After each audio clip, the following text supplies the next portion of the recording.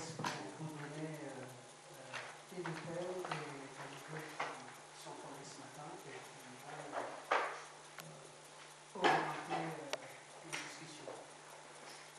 Le thème, c'est la départementalisation de l'île de Mayotte,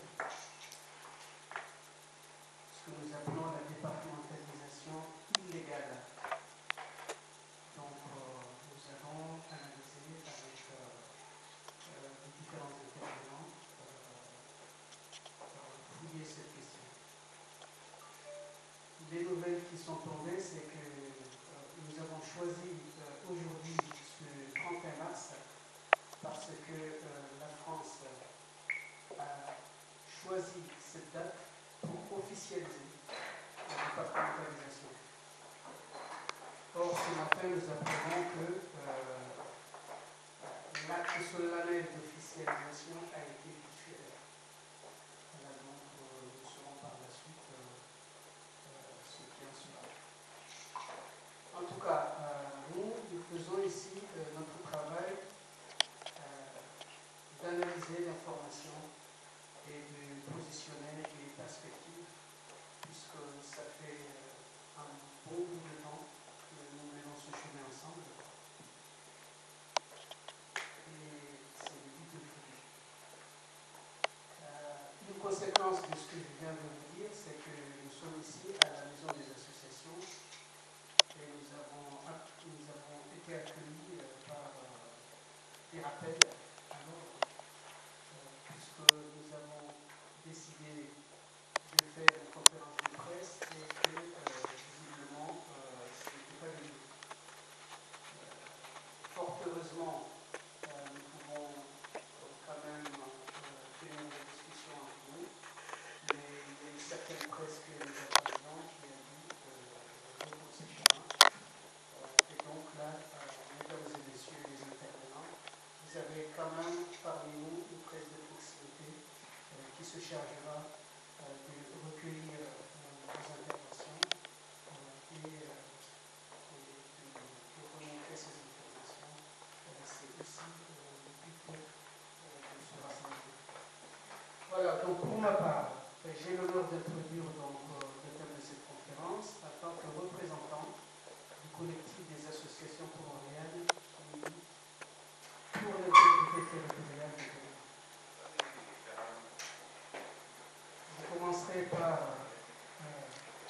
exprimer mon remerciement à la presse de proximité qui a pu nous rejoindre. Je remercie par ailleurs à la presse qui a accepté mais qui n'a pas pu venir ici pour des raisons que je viens de dire. Nous aurons d'autres occasions. Je remercie bien entendu nos amis et soutiens de toujours. Ils prendront la parole dans un instant pour apporter un témoignage de leurs actions de soutien et dégager, je l'espère, des perspectives pour les actions à venir. En ce moment, la France coloniale met en scène la départementalisation de l'île comorienne de Mahorais, qui deviendra le 101e département français. C'est l'aboutissement d'un long processus qui est passé par le référendum qu'elle a organisé à Mayotte en mars 2020. Ce référendum organisé au mépris du droit international, puisque prévu le 21 de résolution de l'ONU condamne l'occupation de Mayotte par la France. Ce point sera largement détaillé tout à l'heure. Référendum organisé en catimini, avons-nous lu dans la presse, et dont certains médias français ont pu évoquer, entre les guillemets, l'état civil pas fier de Mahorais,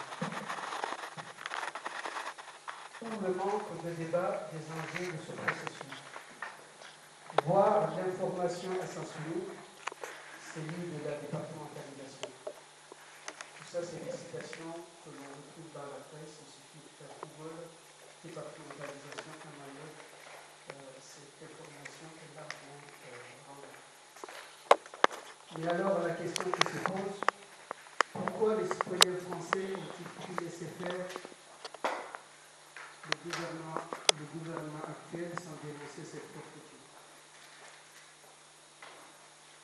Référendum organisé également au mépris de la Constitution française, qui veut que le peuple français soit préalablement consulté avant d'étendre son territoire à d'autres régions, comme stipulé dans l'article 3 de cette Constitution. Il existe des articles qui sont sortis sur mon site qui expliquent largement la forfaiture à l'endroit de la Constitution française. Là encore, la même question se pose. Pourquoi n'y a-t-il pas des réactions virulentes pour dénoncer ces forfaitures? Référendum, enfin, jugé inopportun, compte tenu des mouvements sociaux qui ont signifié la faillite d'un vieux système dans les Outre-mer, celui des DOM, datant de 1946. Au point, souvenez-vous, qu'Édouard Balladur a pu déclarer, citation, la modification des statuts de l'île de Mayotte pourrait peut-être être reportée. Fin de citation. Donc, ce référendum a été entériné le 29 mars 2009. Je voudrais faire un clin d'œil à ma sœur malgache ici présente, que ce 29 mars est une date mémorable pour les malgaches également, puisque c'est la date qui est aujourd'hui célébrée à Madagascar comme étant la date de la résurrection des malgaches par des mouvements qui ont été très sévèrement matés par l'occupant colonial français. Alors, pourquoi cet entêtement à recoloniser ce territoire appartenant à un pays indépendant, situé à 9000 km de la France? La question qui se pose dès aujourd'hui, c'est que deviennent les Mahorais 2 ans après cette fameuse consultation? Nous supposons, nous pensons, nous constatons qu'ils se réveillent. Je vous recommande la lecture des communiqués que nous avons reçus, qui datent du 24 mars. Nous avons reçu des indépendantistes mahorais. Oui, connaissant la situation, ces indépendantistes ne font pas la une des journaux, mais ils ont mené ce combat depuis de très longue date. Le communiqué est intitulé « Nous ne fêterons pas la départementalisation ». Donc nous disposons de quelques exemplaires que nous vous distribuerons tout à l'heure. Ce communiqué affirme en tout cas que les Mahorais comprennent qu'ils ont été abusés. Il lève la tête, il en est temps. Il faut donc leur apporter notre solidarité. Il nous faut penser à l'union des Comoriens, des 4 îles, dès à présent. J'espère que ces échanges pourront esquisser des perspectives dans ce sens. C'est aujourd'hui, ce 31 mars 2011, que la France coloniale officialise donc la départementalisation, ou en tout cas l'a annoncée comme telle. Pour les raisons que je vous ai dit précédemment, cela a été différé, mais pour nous, cela ne change absolument rien. Cela ne change rien au processus engagé par le colonialiste, et cela ne change rien non plus à notre détermination à retrouver l'union des 4 îles de Terre. C'est la marche de l'histoire à l'envers, diront certains médias. Cela se passe en effet en ce moment précis où les Africains se révoltent pour sortir les dictateurs jadis soutenus par la France. Oui, la France maintient son annexion d'un territoire qui appartient juridiquement à un autre pays, les Comores, et le jour de la partition de ce pays, pratique que les militants de nos rangs ont qualifié de mayotisation, et que nous avons analysé lors de notre conférence sur le référendum de Mayotte, en effet le 29 mars 2009. Un brillant militant de nos rangs a commis un papier que vous trouverez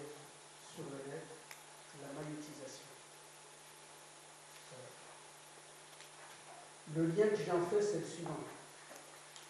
C'est qu'en ce moment, lorsque l'État français joue au nom des intérêts supérieurs de la France, tantôt aux gendarmes du monde, tantôt au soutien armé des rebelles contre les gouvernements qui ne seraient plus dans son estime, en ce moment précis, la France est aux commandes des manœuvres qui aboutiront peut-être à partitionner, par exemple, la Libye.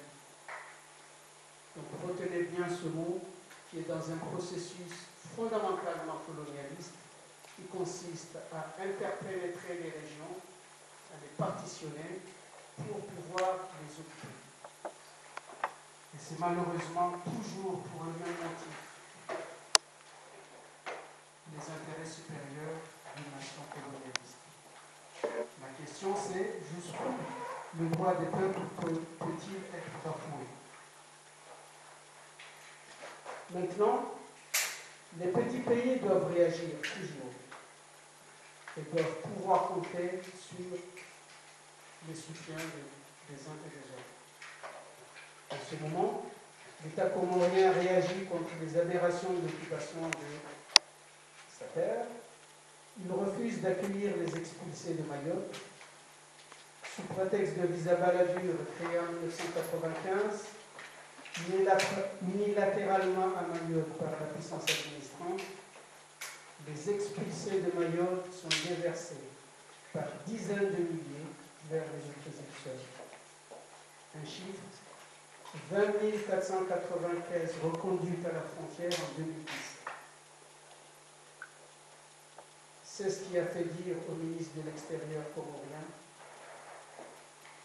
récemment à une presse française, j'ouvre les guillemets, les clandestins comoriens, ça sert à la France pour faire du chiffre pour la politique intérieure de la France. En effet, 20 495 expulsions de Mayotte représentent 50% des expulsions totales par la France hors de ses frontières. Vous avez compris que la France considère Mayotte comme faisant partie intégrante de ses frontières. Nous avons également en ce moment le peuple comorien qui réagit en contrepoint à la mise en scène théâtrale de la départementalisation de Mayotte. Hier, une manifestation appelée Gungu est déployée dans les rues de la capitale pour dénoncer le fait d'occupation illégale. Pour le Comore, le Gungu est une tradition de justice populaire déployée contre tout groupe qui a transgressé les codes de bonne conduite sociale. C'est ce que l'imagination populaire comorienne a pu produire pour donner réponse à l'occupation illégale de la France sur la terre. Aujourd'hui, nous sommes là pour analyser cette situation coloniale et tenter d'esquisser des pistes d'action afin d'éradiquer le colonialisme français et d'ailleurs. Il faut mettre en lumière l'activisme colonial de M. Nicolas Sarkozy, ici et maintenant. En 2010, il met en scène le 50e anniversaire de la France-Afrique, contesté à juste titre par les uns et les autres. En 2011, il récidive en organisant l'année de l'outre-mer, au motif de mieux faire connaître et aimer les dernières colonies françaises, car grâce à celles-ci, le soleil, j'ouvre les guillemets, c'est une citation de brillant ministre, le soleil ne se couche jamais sur la France des trois océans, elle est présente de partout dans le monde, l'illumine de ses lumières. Elle est la deuxième puissance maritime au monde.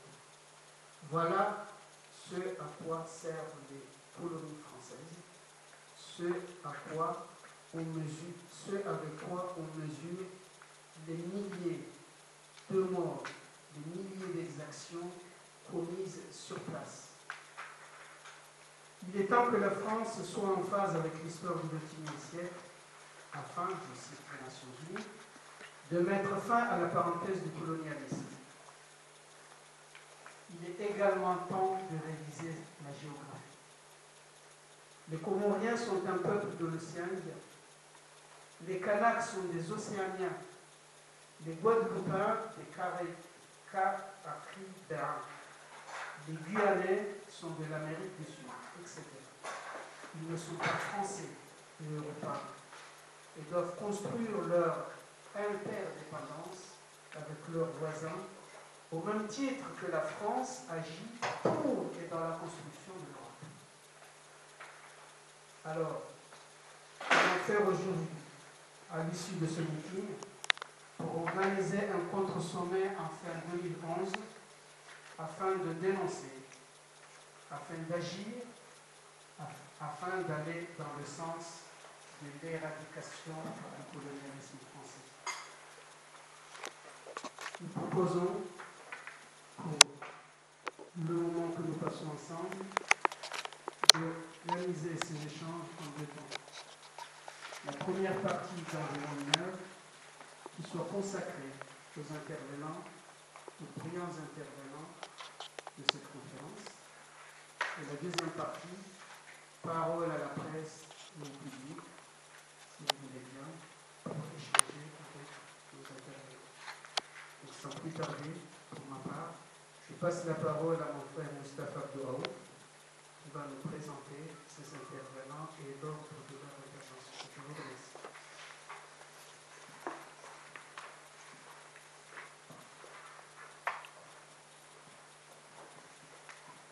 Bonjour messieurs, dames.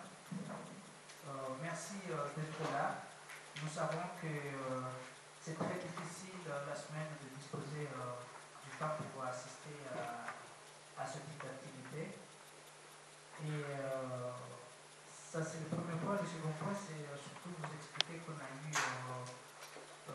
quelques soucis jusqu'à ce que la conférence a failli être annulée à cause des événements, comme l'a dit Magali, qui se passent à Mayotte et la pression qu'a subie la directrice de cette maison d'association, jusqu'à envoyer l'adjoint au maire chargé de la vie associative pour venir discuter avec nous et vous dire à quel point cette conférence ou cette question est très sensible auprès des autorités françaises.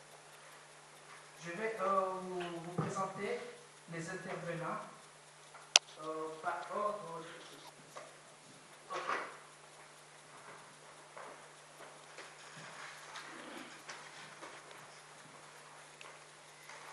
Par ordre d'intervention, il y a Saïd Abbas Ahmed, qui représente le collectif des associations comoriennes. Il est professeur affilié de géopolitique à la Business School de Rouen. Il a été collaborateur parlementaire à Paris en tant que négociateur en conflit en Afrique. Il connaît très bien ce qui se passe dans le continent noir et donc il est là pour nous apporter ces éclaircissements en ce qui concerne la décolonisation inachevée des Comores. Ensuite, tout à fait de l'autre côté, il y a Nils Anderson qui fait partie du conseil scientifique du réseau ATTAC. C'est un grand militant depuis 1958. Il a commencé à publier des ouvrages sur la guerre d'Algérie et les sévices engendrés par ce type de guerre entre un pays puissant et un petit pays. Donc il a publié pas moins de 5 ouvrages sur la question algérienne et la guerre. Donc lui, il va nous parler justement du droit international, mais aussi des résolutions des Nations Unies qui ont frappé la présence française en territoire comorien de Mayotte depuis 1975. Ensuite, je vous présente Sylvie Jean qui représente le Parti communiste. Sachez que le Parti communiste, depuis 1975, est du côté des pays occupés et du côté des opprimés. Depuis les débats qui ont eu lieu à l'Assemblée en 1975, le Parti communiste a toujours défendu l'intangibilité des frontières et l'intégrité des Comores. Et très récemment, depuis 2006, le Parti communiste nous accompagne, nous soutient dans toutes les manifestations concernant la défense de l'unité des Comores. Elle nous parlera du visa Balladur, de ses conséquences sur notre petit archipel, mais aussi du déséquilibre économique entre la partie indépendante et Mayotte, déséquilibre programmé et voulu par toute la déstabilisation programmée contre la partie indépendante. Il y a une absente qui est Michel de Caster, qui est la secrétaire générale de la FASPA. Elle ne nous a pas encore signifié son absence, peut-être du retard, mais la FASPA, c'est l'Association française d'amitié et de solidarité avec les peuples d'Afrique. C'est une grande militante qui anime cette organisation, le tout dans toutes les réunions et les actions concernant la libération des peuples. Ensuite, il y a Régis Marzin,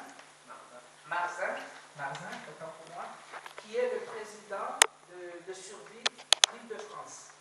Tout le monde connaît Survie, ce n'est pas la peine de le présenter, qui travaille sur un thème spécifique, mais ô combien très important pour l'Afrique, qui est la France-Afrique, c'est-à-dire la politique néocoloniale française dans les pays indépendants. Donc il va nous parler un petit peu du point de vue de Survie, et dont nous connaissons tous le livre fait par Pierre Caminade. Ah, c'est le livre, il est là, qui date, mais qui est d'actualité pour les Comoriens. France, Comores, une histoire néocoloniale. Aux éditions Agone. Voilà. Donc, ce livre, il est disponible dans le siège de Survie. Et enfin, M. Kadami, qui est le président de l'amicale panafricaine. Non. Vice-président.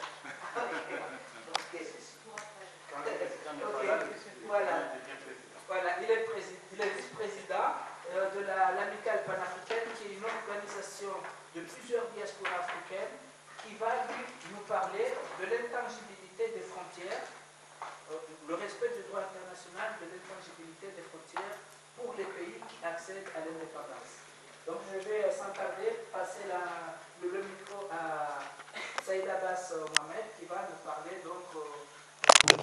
J'ai appelé ça comment une décolonisation inachevée et un avenir confisqué. D'accord. Ça va comme ça? Oui. Ok, pardon. J'avais fait un petit slide avec la carte des Comores. J'avais intitulé ça les Comores, un archipel de 2,4 îles, mais on va essayer de le faire partager avec le mail. C'est important de revenir sur les cartes, parce que c'est aussi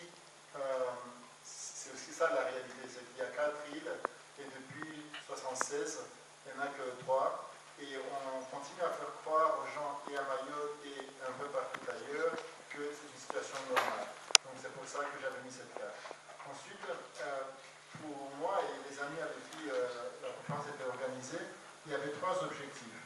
Le premier, bien sûr, vous avez entendu que les gens vont reprendre plus ou moins des points que je vais essayer de développer rapidement. Le premier, c'est de montrer clairement qu'une puissance membre permanente du Conseil de sécurité continue de violer de façon permanente depuis maintenant 35 ans le droit international. Ce droit même dont Sarkozy part en Géorgie pour aller le défendre lorsque Poutine attaque la Géorgie.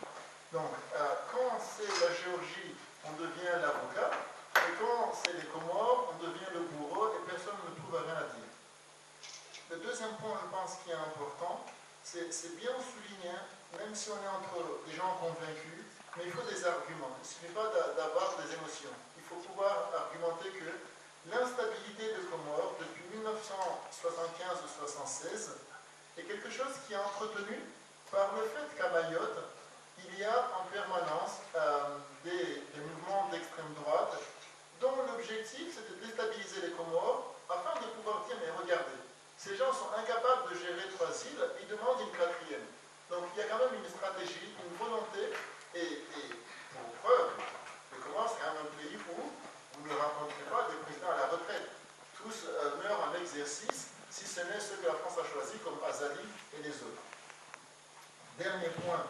pense que c'est un point très important. Ce n'est pas dans notre intérêt de nous fâcher contre la presse, mais nous devons dire que parfois la presse traite avec beaucoup de légèreté la question de Mayotte et parfois avec beaucoup d'ignorance. Et c'est vraiment déplorable. À 2 reprises, j'ai été témoin vraiment offusqué sur TV5, un journaliste qui dit la question de Mayotte est une question classée. Ensuite, on est tous ici, je pense, tous proches du monde diplomatique. Et dans le monde diplomatique, quelqu'un a écrit que les Comores, c'est le seul peuple au monde qui demande d'être recolonisé. Donc, vraiment, ça, c'est quand même très grave que des journalistes puissent écrire des contre-vérités. Et donc, je crois qu'il est important de sensibiliser aux gens à un certain nombre de points qui sont importants, qui permettent d'avoir des arguments quand on débat avec ceux qui pensent que c'est normal. Et ensuite, avant de développer mes 3 points, je dirais juste un préalable.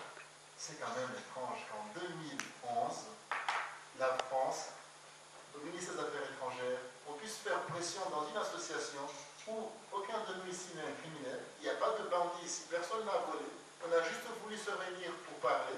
Eh bien, quelqu'un au ministère des Affaires étrangères a téléphoné à la mairie pour que la mairie fasse pression pour que ça ne soit pas une conférence de presse, mais un débat. C'est quoi la différence? Simplement, il y a derrière l'esprit impérialisme, cette volonté que nous faisons ce que nous voulons et les autres doivent se soumettre et les autres doivent suivre. Donc, moi je trouve, je regrette, mais c'est le comportement d'un État voyou. Quand on est un État de droit, on n'agit pas comme ça. Il n'y a pas de criminel ici, personne n'a volé, personne n'a commis un acte contraire à la loi. On veut juste débattre et on nous considère comme des bandits, comme des voleurs, et on demande à ce qu'on ne nous donne pas la possibilité de parler. Donc je pense qu'on parle beaucoup des États voyous, mais le gouvernement actuel, dans ses actions, dans sa façon de gérer ces questions-là, on doit se demander ce qui se passe. Très rapidement, parce que je crois qu'on a déjà passé du temps, je vais pas développer parce que les autres vont développer ces points, mais il est important de rappeler que le 12 novembre 1975, lorsque l'Assemblée générale a créé les Comores au sein des Nations Unies, la France est présente. Et la France ne s'y oppose pas. Elle reconnaît 4 îles. Donc ça, c'est un élément très très important. Et donc, ça veut dire que et les Nations Unies, et l'Union africaine, et l'ensemble des organisations qui font le droit international reconnaissent l'intégrité territoriale des Comores avec 4 îles. Ça, c'est un élément important. Ensuite, nous savons tous que, initialement, le référendum qui sert de prétexte à garder Mayotte était organisé pour consulter le peuple comorien. Et vous savez comme moi que les méthodes de Focard, de Bourré et les urnes ont commencé avant même la définition des Comores. C'est une école qui a réussi partout, où on sait très bien comment faire pour faire dire au vote ce que le peuple n'a pas voulu dire. Donc, les 2 référendums qui ont été organisés, 3, pardon, 2 en 1976 et 1 en 2009, sont des référendums qui se situent dans l'illégalité, puisque et les Nations Unies, et l'Union africaine, et l'ensemble des organisations auxquelles la France et les Comores adhèrent, reconnaissent l'intégralité des Comores comme formant un ensemble de 4 îles. Donc, en conséquence, ces référendums sont nuls et non avenus, et donc la présence française à Mayotte est ni plus ni moins un rapport de force, c'est-à-dire l'usage du plus fort. On retourne à l'âge comme disait le philosophe Hobbes, c'est-à-dire que le plus fort écrase le plus faible, et qu'importe ce qu'il a à dire le plus faible, il n'y a rien. Donc je crois que ça c'est important. Ensuite, comme l'a dit mon ami ici, j'ai été attaché parlementaire à l'Assemblée nationale en 2009. Et pendant le moment où on a voté la question de Mayotte, ça a été fait, je crois, à 3 h du matin. Il devait y avoir 3 députés, et personne n'en a parlé. Donc ça veut dire que on organise l'illégalité et on l'entretient, et je dirai 2 ou 3 mots dessus plus tard.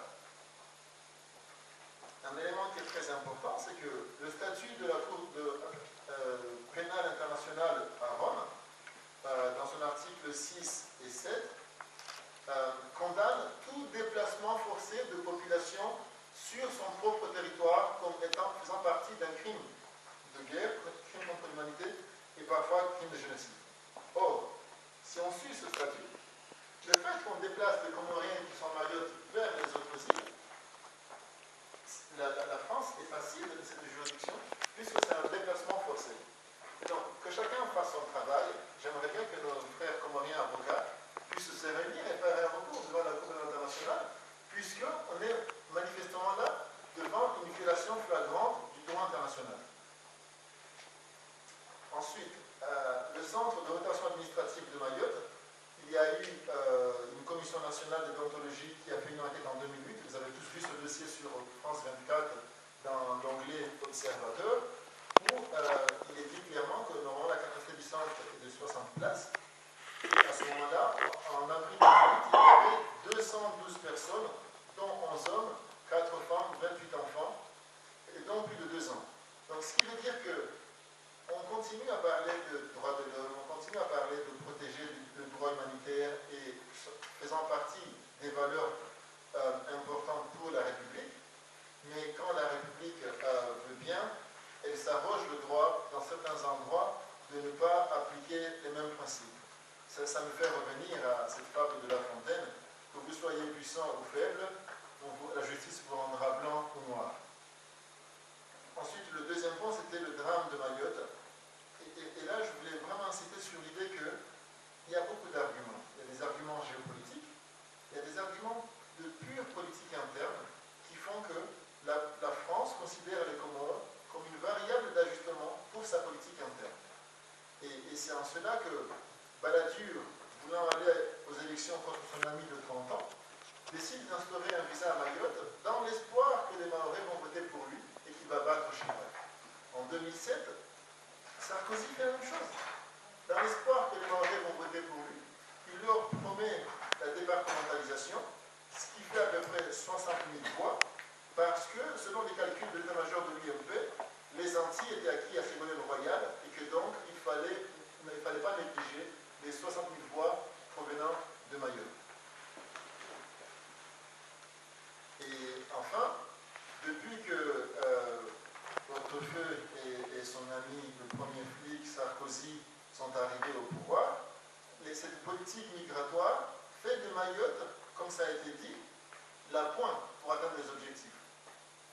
Vous avez entendu que 50% des expulsions qui permettent à Sarkozy et à Hortefeux de dire à l'extrême droite et aux fascistes qui votent pour l'extrême droite, n'allez pas chez Le Pen parce que nous faisons le travail que Le Pen voulait qu'on fasse, eh bien, ces gens-là sont expulsés de Mayotte. Ce qui fait que, à lui seul, Mayotte fournit la moitié des expulsés et permet de remplir le contrat que Sarkozy s'est fixé pour vider la clientèle de l'extrême droite au Front National. Ce qui fait qu'en 2010, il y a eu 26 405 expulsés de Mayotte et ça représente pratiquement la moitié des expulsés sur le territoire français. Je voulais vraiment insister sur 2 ou 3 éléments avant de finir sur la presse. C'est l'élément d'instabilité. On nous dit oui, mais les Comores, c'est plus un enjeu stratégique. Vous voyez que la France est désengagée, il n'y a plus que l'armée à Djibouti et l'armée à Libreville, et puis un peu à La Réunion.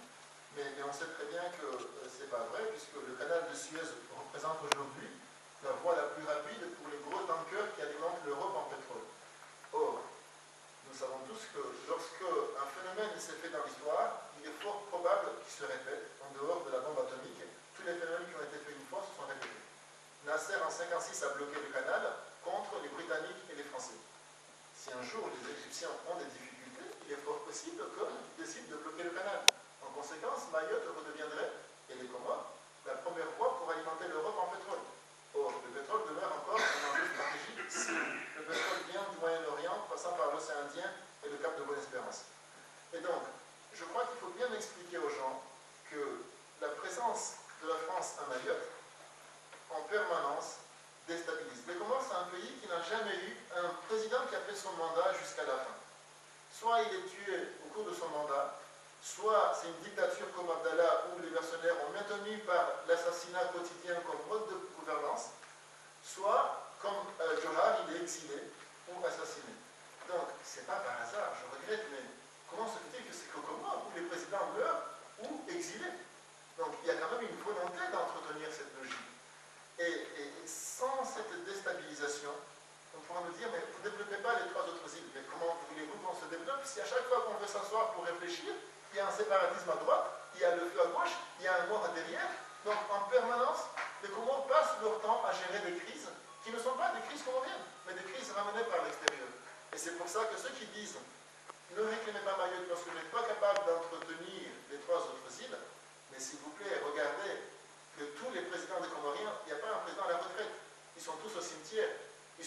exil, à part Razali, parce qu'Azali a été choisi par l'empereur de France, et c'est pour ça qu'il a pu finir son mandat et partir ouvrir ses hôtels à Zanzibar. Donc, le dernier point, c'est vraiment que nous-mêmes, nous ayons des arguments pour expliquer à la presse, parce que c'est important de militer, mais c'est aussi important de parler, non pas avec nos émotions, parce que quand on parle avec nos émotions, on ne nous entend pas. Il faut qu'on parle avec la rationalité. Et la première chose à dire aux gens, je regrette, mais la France n'est pas à Mayotte parce qu'ils aiment les Mahorais, c'est pas vrai. La France n'est pas à Mayotte parce qu'ils aiment ces gens-là. Il y a d'autres enjeux. Si vraiment ils aimaient ces gens-là, on n'aurait pas à Mayotte un niveau de vie. Il y a aujourd'hui, j'ai le journal là, un article de Libé, et aujourd'hui dans le Parisien, il y a un article sur Mayotte qui montre qu'à Mayotte, le niveau de vie est 42% moins que les autres dom-toms. Si vraiment on aimait les Mahorais, on n'aurait fait un effort pour qu'ils aient un meilleur niveau de vie. Si vraiment on aimait les Mahorais, on aurait construit une université pour qu'ils aient une instruction. Si vraiment on aimait les Mahorais, on aurait investi dans le tourisme, on aurait fait en sorte que cette île soit comme les autres îles. Donc, il y a d'autres enjeux qui sont des enjeux de puissance, qui sont des enjeux d'impérialisme. Comme vous a dit mon collègue ici, depuis maintenant presque 7 ans, je travaille dans la réconciliation, dans les conflits violents. Et une chose qui m'est apparue, c'est que les États comme la Turquie, comme la France, qui ont eu un passé d'empire, ont toujours beaucoup de mal à reconsidérer l'altérité. Et c'est comme ça qu'aujourd'hui, la Turquie n'arrive pas à trouver une solution avec les Chypres. Et c'est comme ça qu'aujourd'hui, en France, il y a des gens aux affaires étrangères, des gens de la droite traditionnelle française, qui ne peuvent pas imaginer la France sans ses territoires d'outre-mer. Et ça, c'est une réalité. Et nous devons donc avoir à la fois des arguments pour les combattre, mais aussi le droit. Et le droit, ça veut dire que, je crois qu'une des choses qu'il faut aussi rappeler, c'est que depuis 1975 jusqu'à aujourd'hui, jamais la France n'a demandé au gouvernement comorien de parler de Mayotte. La France a toujours agi de façon unilatérale. Et ça, ce n'est pas possible.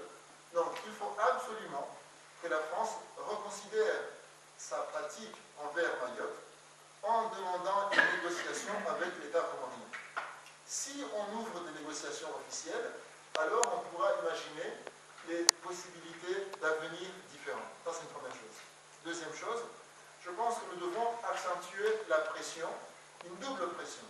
Une pression sur le gouvernement comorien pour que le gouvernement comorien, chaque année en septembre, ramène la question de Comores aux Nations Unies, mais également une pression parce que nous tous, nous sommes, et c'est ça qui est intéressant, nous sommes à la fois français et comoriens. Donc nous votons aux élections ici, et nous votons, si c'est possible, aux élections là-bas. Donc nous devons dire à nos maires, à nos députés, que cette situation n'est pas possible. On ne peut pas accepter qu'un pays en 2011 soit comme ça depuis 35 ans dans l'instabilité et dans l'impossibilité de se construire sereinement. Sur ce, j'ai fini, mais je crois vraiment que l'avenir des Comores, avec Mayotte comme faisant partie des Comores, c'est quelque chose qui est tout à fait envisageable parce que, on a vu, Hong Kong est revenu à Mayotte, Macao bientôt, pardon, Hong Kong est revenu à la Chine, Macao, Taïwan, et c'est tout à fait normal que les Comoriens réclament ce qu'il aurait dû. Merci.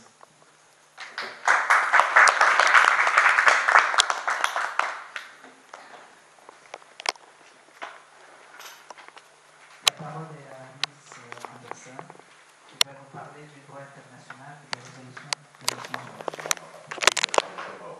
C'est un sujet ennuyeux parce que le droit international, le droit est toujours une question ennuyeuse à entendre, mais je crois que c'est un des arguments forts qui peut intervenir pour dénoncer l'illégalité du point de vue du droit international de la politique de la France aux Comores.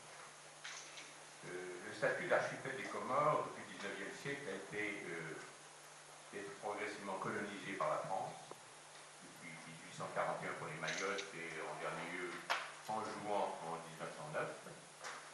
Et ce statut de colonie française a été mis en question par la force même du mouvement de décolonisation dans les années 50 et 60, et avec les mouvements de libération nationale qui existaient, que ce soit au Vietnam, en Algérie ou dans les autres pays africains, et la puissance et l'influence de la conférence de Bandung, qui qui a modifié le rapport de force international en donnant une force aux revendications de décolonisation.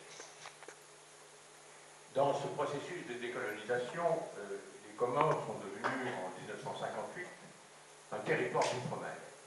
C'était un statut qui était le même pour les Somalis, pour les Somalies, la Nouvelle-Calédonie, la Polynésie et d'autres territoires, mais qui la distinguait de la situation du Sénégal, qui était devenu un État autonome, désigné constitué à la Françafrique, et de la Guinée, qui avec Sékou Touré, elle avait choisi la voie de l'indépendance. Donc la France, les Comores sont devenus à ce moment-là un territoire d'outre-mer. En 1972, donc il y a eu un moment favorable à l'indépendance qui a remporté les élections Comores, ce qui a amené en juin 1973 à une déclaration commune de la France et des Comores, s'accordant que la population des Comores serait consultée dans les 5 ans à venir. Et là intervient pour la première fois l'Assemblée générale de l'ONU, c'est le 14 décembre 1973, où, à l'ONU, après avoir entendu l'avis de la France et de son représentant, et le représentant du mouvement de libération des Comores, qui était écouté à ce moment-là à l'ONU, l'Assemblée générale a adopté une résolution, la résolution 3161, qui prend note d'une part de la déclaration commune qui serait organisée, la population serait consultée dans les 5 ans à venir, mais qui d'autre part fait remarquer à la France qu'elle n'a pas participé aux travaux pertinents du comité spécial chargé d'étudier l'application de la déclaration sur l'octroi de l'indépendance. C'est une chose auquel la France a toujours refusé de participer à cette commission de l'ONU qui a été le résultat d'une résolution pour ouvrir la voie de l'indépendance au peuple anciennement colonisé. Mais, chose très importante, dès cette résolution de 1973, la résolution de l'Assemblée générale affirme l'unité et l'intégrité territoriale de l'archipel des Comores. Donc, ceci est très clair dès la première résolution. En 1974, l'Assemblée générale accepte une nouvelle résolution, la 3291, qui réaffirme le droit inaliénable du peuple de l'archipel des Comores à l'autodétermination, c'est-à-dire le droit de choisir son indépendance et à l'indépendance. Et il fait la référence à la résolution 1514 sur l'indépendance des peuples coloniaux, qui est que tous les peuples ont le droit de choisir la liberté et l'exercice de leur souveraineté dans l'intégrité de leur territoire national. Donc ça, c'est une deuxième résolution qui renforce la position des Comores pour devenir indépendants. La résolution note à nouveau que la France toujours n'a pas participé aux travaux de la commission ad hoc de l'ONU pour le processus d'indépendance des Comores. Mais il est décidé qu'il y aura une consultation populaire, c'est la fameuse consultation du 22 décembre 1974, et la résolution de l'ONU prend note de cette décision qu'il y aura une consultation populaire du peuple comme chose positive, mais ajoute de manière très précise que la consultation sera organisée sur une base globale de l'archipel, c'est-à-dire ne permet pas de distinguer les votes des 4 îles qui composent l'archipel des Comores. La résolution de l'ONU de l'Assemblée générale de l'ONU est très claire à nouveau, il n'y a pas aucune ambiguïté sur cette question-là, sur l'indivisibilité des Comores en tant que territoire. Une nouvelle fois, donc, comme j'ai dit, par contre, revient à la critique que la France n'a pas participé aux travaux du comité spécial de l'ONU sur le problème de l'application de l'octroi de l'indépendance. On connaît les résultats de l'indépendance. Dans 3 îles et extrêmement majoritaires, je crois qu'il y a quelques dizaines de voix qui se prononcent contre l'indépendance, il y a des cas c'est là-dessus que la France doit jouer. Mais fort de la décision de la grande majorité du peuple, de la population des Comores, le 6 juillet 1975, donc, la Chambre des députés des Comores proclame l'indépendance. Le gouvernement français reconnaît cette indépendance 3 jours après, mais pour 3 îles. Donc, c'est le lac de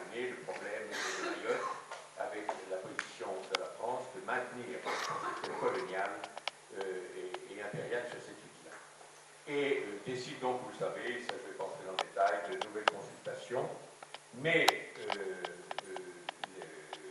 le processus quand même d'indépendance des Comores se poursuit, et le 17 octobre 1975, la résolution 376, alors non pas de l'Assemblée générale, mais du Conseil de sécurité, recommande à l'Assemblée générale d'admettre les Comores aux Nations unies, c'est-à-dire que c'est la reconnaissance pleine et entière de l'État comorien, et cette résolution est adoptée par 14 voix sur 15 contre 0, la France n'ayant pas participé au vote, ne s'étant pas présentée à la réunion.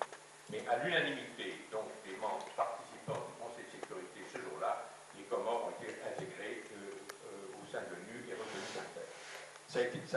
Toute décision favorable du Conseil de sécurité doit être ratifiée par l'Assemblée générale des Nations unies, et ça se fait le 12 novembre, et c'est la résolution 3385 dans l'Assemblée générale admet les Comores au sein des Nations unies, et cette fois de manière officielle et définitive, et elle précise dans son communiqué la nécessité de respecter l'unité et l'intégrité territoriale de l'archipel des Comores, composée des îles d'Anjouan, de la Grande Comore, de Mayotte et de Mohéli. C'est donc très précisément explicité, et ils ont bien énuméré les 4 îles conformément aux résolutions précédentes. Le vote à l'Assemblée générale de l'ONU pour l'admission des Comores se fait à l'unanimité, moins la France qui, une nouvelle fois, n'est pas présente dans la salle. Mais autrement, elle s'est faite à l'unanimité. Donc là, il y a une position de force au point de vue du droit international des Comores dans leur intégrité territoriale et dans la reconnaissance totale et entière comme membre des Nations unies. Bon, la France ne se plie pas, ça comme c'est ici, il n'y a pas besoin d'insister aux exigences de l'ONU, et elle procède donc à des consultations à part sur la question de Mayotte. Mais à la suite des consultations de la France sur la question de Mayotte, il y a une dernière résolution que je voudrais rappeler, c'est celle du 21 octobre 1976, qui est la résolution 31.4, et qui précise là aussi, et là c'est pour ça qu'il n'y a absolument, au point de vue droit international, aucune ambiguïté dans les revendications que vous faites et que Mayotte, que les Comores font sur leur intégrité.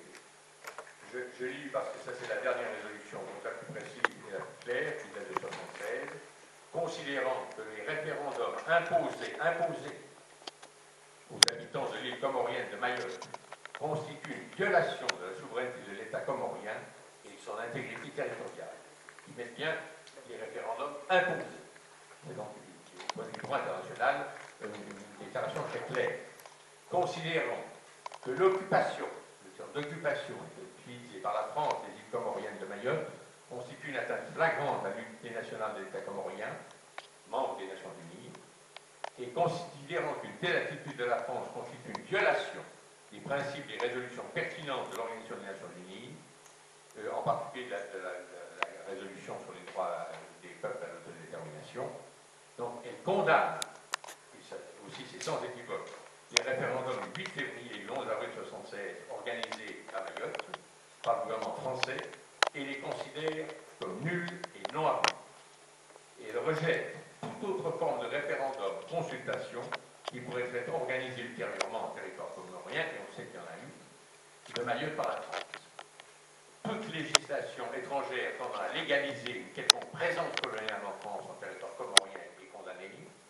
Elle condamne énergiquement la présence de la France à Mayotte, qui constitue une violation de l'unité nationale et de l'intégrité territoriale et de la souveraineté des Comores, et elle demande au gouvernement français de se retirer immédiatement de l'île comorienne de Mayotte, partie intégrante de la République indépendante des Comores, et invite tous les États membres, comme c'est toujours dans les résolutions, à apporter individuellement et collectivement une aide efficace à l'État comorien pour que ces décisions soient appliquées. Je crois qu'on ne peut pas être plus clair dans les termes des Nations Unies sur l'indépendance de Mayotte et l'occupation par la France,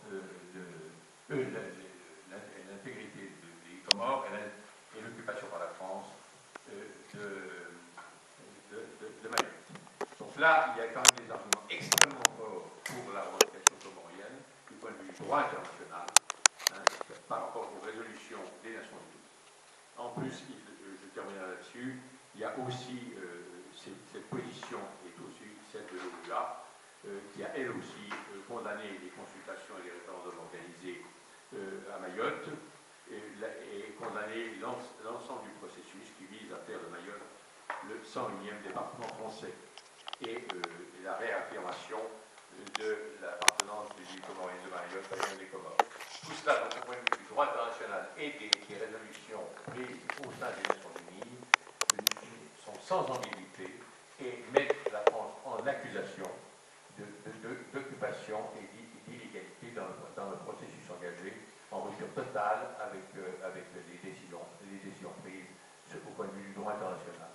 Il s'est ajouté par la suite, mais je sais que ça va être traité par Sylvian, il vient par la suite cet autre entorse grave au droit international qui est le visa baladure et les mesures les conséquences qu'il a au point de vue humain et violation du droit qu'il représente. Et là, je sais que Sylvian va terminer là-dessus, je n'y entre pas. Voilà, je crois que les arguments sont très forts.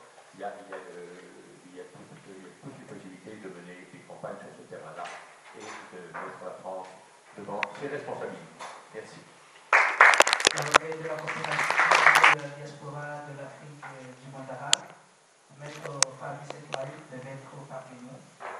Il s'en excuse et il est représenté ici. Il est représenté ici par Abdallah Ahmed, qui est donc le premier conseiller à l'ambassade des Comores à Paris, qui est là. Merci, on lui demandera de lui répondre juste le mot tout à l'heure. Merci.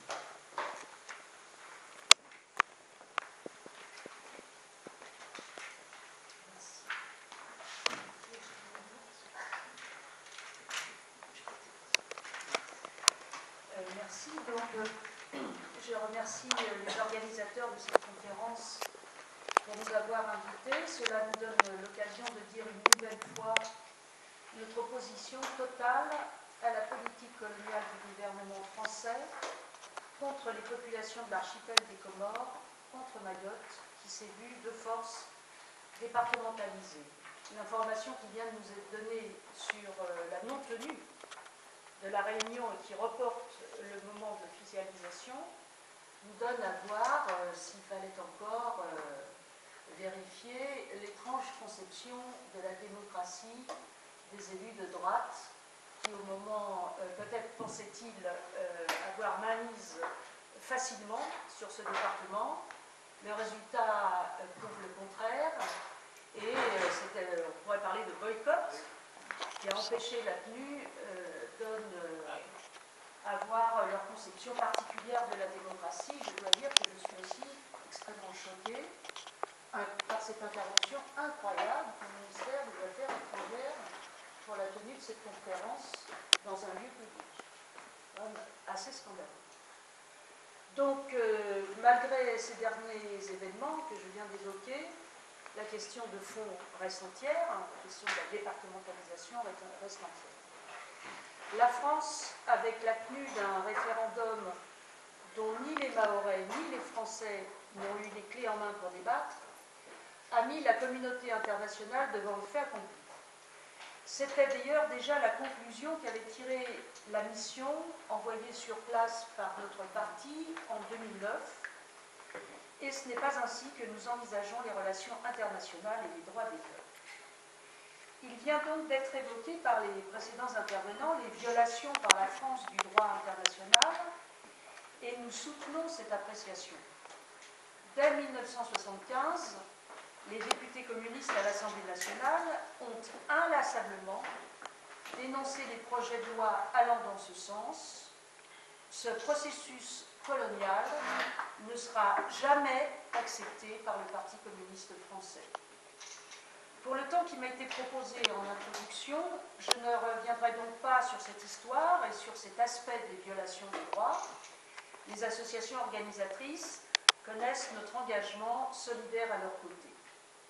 Au regard de la situation inhumaine, intolérable, réservée aux populations de Mayotte et de l'archipel des Comores, j'évoquerai deux urgences sur lesquelles il est selon nous indispensable et possible d'agir en rappelant comme préalable que l'archipel des Comores représente un seul peuple avec une géographie qui vient d'être pointée, une histoire, une religion, une culture, une langue commune. Première urgence, l'annulation du visa Balladur qui provoque une catastrophe humanitaire insupportable et qui pose la libre circulation des personnes que nous revendiquons. Deuxième urgence, le besoin de mettre en place un plan de développement et de coopération qui profite aux populations des Comores comme de Mayotte. Enfin, je soulignerai notre disponibilité et notre solidarité avec tous ceux et celles qui veulent agir pour les droits humains, principe que nous plaçons au cœur d'une nouvelle mondialité. Annulation immédiate du visa Balladur. Les conséquences de la politique française à Mayotte sont nombreuses. La tragique question de l'immigration et des expulsions n'est pas nouvelle. Il y a déjà plus de 30 ans que nous avons été amenés à dénoncer les forces armées stationnées à Mayotte qui ont expulsé dans des conditions indignes, avec la complicité des autorités françaises, les personnes favorables à l'indépendance et à l'unité de l'archipel. Ce sont les mêmes autorités qui aujourd'hui séparent administrativement de Mayotte les familles comoriennes. Le visa Balladur, imposé par Charles Pasqua en 1994, a mis fin à la liberté de circulation entre les différentes îles. Ce visa étant très difficile, sinon impossible à obtenir, nous savons que les Comoriens qui cherchent à survivre en rejoignant par la mer l'île de Mayotte représentent un flot continu d'immigration qui se termine trop souvent par la mort entre le bras de mer qui sépare Ajuin de Mayotte. On nomme cet endroit le plus grand cimetière marin, comme vous le savez. Ceux qui arrivent vivants sont immédiatement expulsés, ce qui amène les associations à dénoncer plus de 26 400 reconduites, c'est-à-dire plus d'une personne sur 10 à Mayotte. Cette situation perdure sous le regard glacial, indifférent et de fait complice des autorités françaises. Nous voulons donc ajouter notre voix à celles et ceux qui dénoncent cette situation inhumaine, scandaleuse, criminelle. Nous dénonçons avec autant de virulence les rafles gigantesques qui sont régulièrement organisées pour expulser les personnes dans des conditions de violence inouïes, séparant les parents de leurs enfants. Mayotte est aussi connue comme un orphelinat à ciel ouvert, dont les derniers relevés annoncent plus de 6 000 enfants abandonnés sur l'île. Nous interpellons à ce propos Madame Roselyne Bachelot-Narquin, ministre chargée de la Famille et de l'Enfance, face à une violation on ne peut plus choquante de la Convention internationale des droits de l'enfant. Il faut en finir avec cette tragédie. Deuxième urgence, il faut maintenant arrêter les stratégies de déstabilisation politique et économique savamment organisées par la France et s'engager dans une politique volontariste de développement et de coopération avec Mayotte et l'ensemble des îles de l'archipel. Concernant Mayotte, contrairement au respect des principes républicains annoncés, la population doit affronter une grande pauvreté et reste considérée comme des Français purement et simplement de seconde zone. Le chômage, le très faible niveau des salaires, les moyens réduits dans l'accès aux soins et à l'éducation, la spoliation des terres, a provoqué ces derniers mois à juste titre des mouvements sociaux et nous les soutenons. C'est bien la responsabilité de la France à l'égard de l'ensemble de l'archipel qui est engagée. Le budget disproportionné mis dans la lutte contre l'immigration clandestine ferait mieux d'aller immédiatement au développement.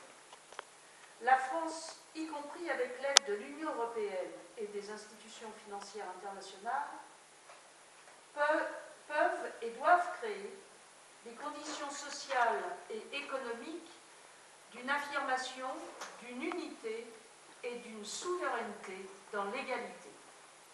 Les rapports entre les Comores et la France en seraient apaisés. Enfin, cela soulève à nos yeux la question de la présence stratégique française en océan Indien, la question des bases françaises en Afrique, dont nous demandons la fermeture.